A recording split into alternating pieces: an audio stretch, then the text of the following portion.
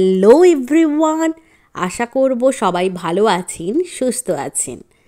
আজ রবিবার। আমার আগের ভিডিওতে তো দেখেইছেন যে রবিবার সকাল থেকে দুপুর অবধি আমাদের কাটলো কিভাবে। আর এই ব্লগটা হচ্ছে রবিবার বিকেলবেলা, বিকেল নয় ঠিক সন্ধেবেলা, অ্যাকচুয়ালি বলা যেতে পারে সন্ধেবেলা।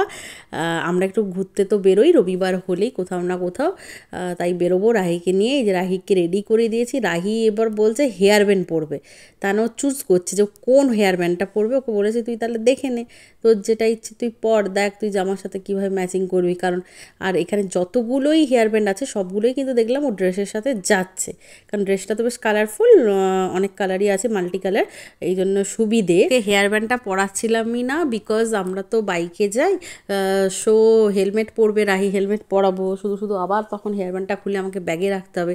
তাই বলেছিলাম পরিস না, কিন্তু ওর ইচ্ছে হয়েছে পরবে, পরুক, আর কি করব, ইচ্ছে যখন হয়েছে। আর এই তো আমরা চলে এসেছি। আমরা আজকে এসেছি বাবুঘাটে।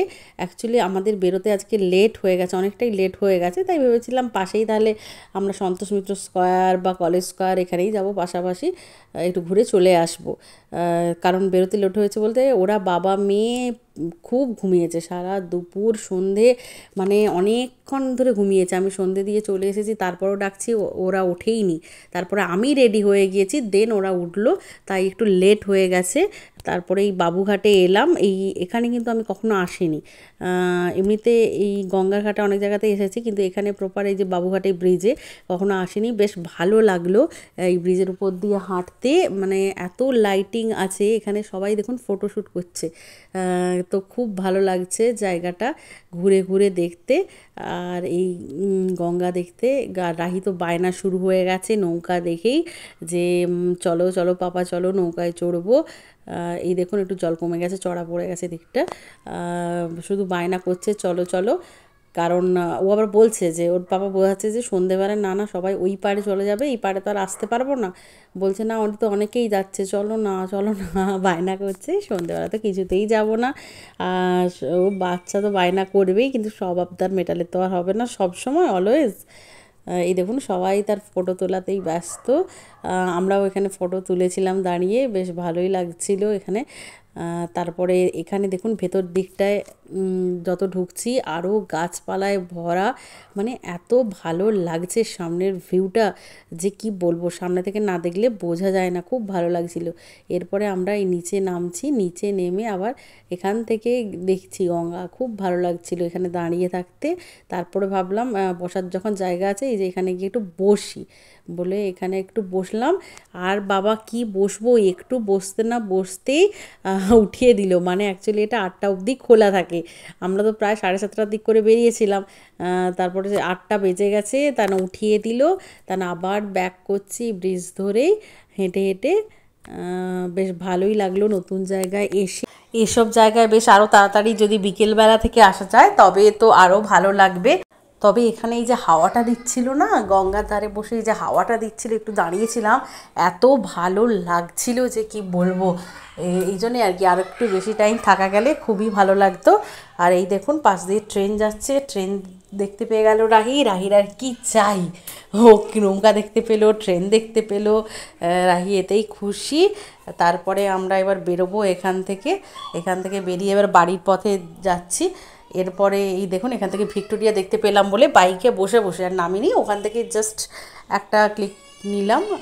বেশ ভালো লাগছিল রাত্রিবেলার ভিক্টোরিয়া, সত্যি এত ভালো লাগে আমার এই ভিক্টোরিয়ার সৌন্দর্য, মানে সাদা কালারটার জন্যে, মানে খুব ভালো লাগে। যে পাশ দিয়ে যাচ্ছিলাম বাইকে করে, শুধু এই ভিক্টোরিয়ার দিকে তাকিয়ে তাকিয়েই যাচ্ছিলাম। এরপর কিছু ঘোড়ার গাড়ি টাড়িও দেখতে পেলাম। এরপরে আমরা যেহেতু পাশ দিয়েই যাচ্ছিলাম, তাই ভবানীপুরে বলবন্ত সিং ইটিং হাউসে চা খাওয়ার জন্যে এলাম, যে অনেক নাম শুনেছি, তাহলে এখানকার চা টেস্ট করেই দেখা যাক কেমন। তাই চায়ের অর্ডার দিলাম, চা আর অনেক রকম স্ন্যাক্সও রয়েছে, মানে সিঙ্গাড়া, খাস্তা কচুরি, নিমকি, এগুলোই, আর লস্যিও পাওয়া যায়। আমরা আপাতত দুটো চা আর একটা সিঙ্গাড়া আর একটা খাস্তা কচুরি আর রাহির জন্যে লস্যি অর্ডার দিলাম। আর সিঙ্গাড়াগুলোর প্রাইস ছিল 25 টাকা করে, খাস্তা কচুরিও সেম 25 টাকা করে, কিন্তু বেশ বড় বড় ছিল আর সুন্দর, একদম ফ্রেশ, একদম খুব ভালো লেগেছে সিঙ্গাড়াটা। সাথে লস্যিটাও বেশ রাহি খেলো, তারপরে আমরাও টেস্ট করলাম।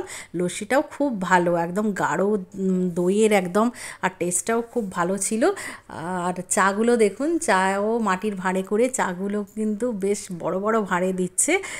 চায়ের প্রাইসটা একটু হাই, 60 টাকা করে চায়ের প্রাইস।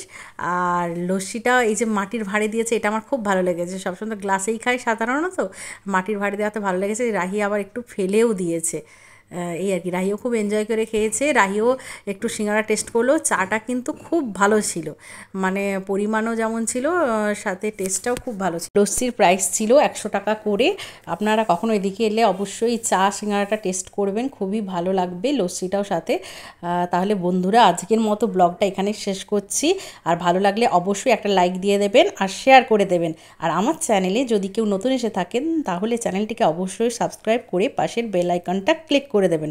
আজকের মতো bye bye, thanks for watching.